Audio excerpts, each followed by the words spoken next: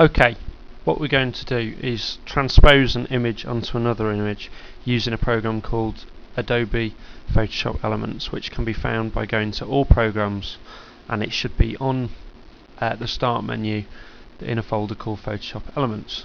Simple as that.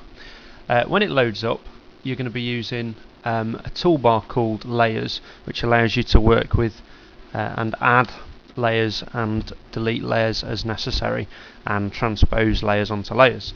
It's advisable, instead of having it up here opening out, you can drag the whole toolbar down onto your screen like so that it's easily accessible and you can see all the layers all the time.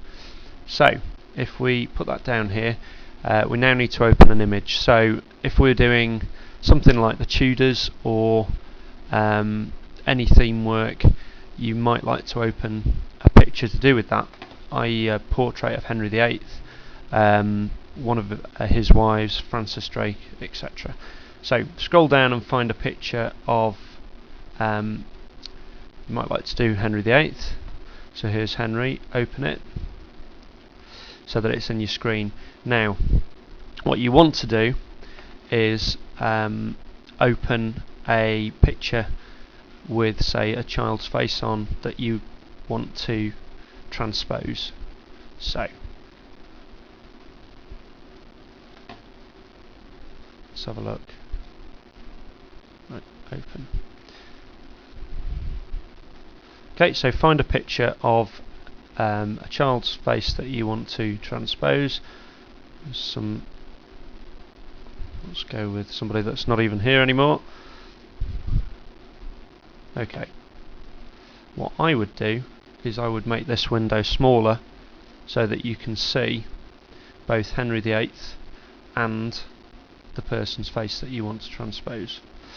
Okay, the next thing we're going to do is we're going to use the lasso tool to cut out the person's face. Now, the lasso tool is here, however, at the moment this just allows you to very carefully freehand draw around a person's face, which is fine if you are very careful.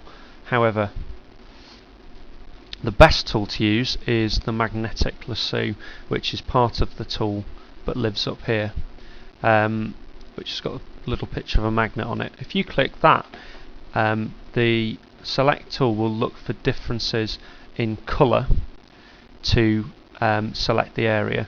So if you carefully just drag your mouse, keep your finger clicked, it should select automatically points on the picture which have different light values. So it makes it much easier to select the actual area that you want to cut out. Okay, when you've joined, if you double click, you'll see it flashes, and you want to copy that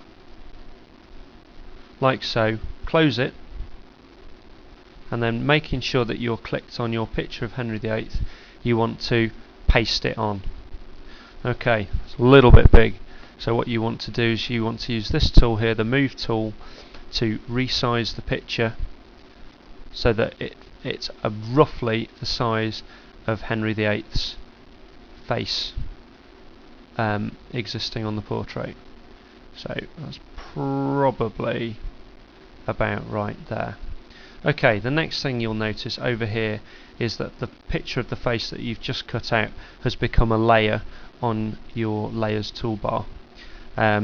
If you want to think of it like this, you need the background layer to be locked, which is what this padlock means here, and you want that to stay locked, but you also want a top layer of this so that you can see the image over the face. So to duplicate that, right click on background and then duplicate layer, OK. So now you've got two copies of the background and one of the face. If you make sure that this layer here is your middle layer by dragging the background copy over the top, you'll see that Henry's face reappears, but the layers are still sandwiched like that. And now all that's left to do is to cut out Henry's head, or rub out Henry's head, to reveal the face of the pupil underneath to make it look as if he's Henry VIII. So to do that, there's two ways. You can either use the rubber tool, like so. If I just show you quickly, make sure it's not too big so that you can be more precise. If you rub it out, you can see his face like so, and then that's ready to save. The other way of doing it, I'll just undo. There we go. Sorry. Okay, the other way to do it is again to use the magnetic lasso tool. If you click that, make sure it's on magnetic lasso. Carefully drag it around Henry's face, like so.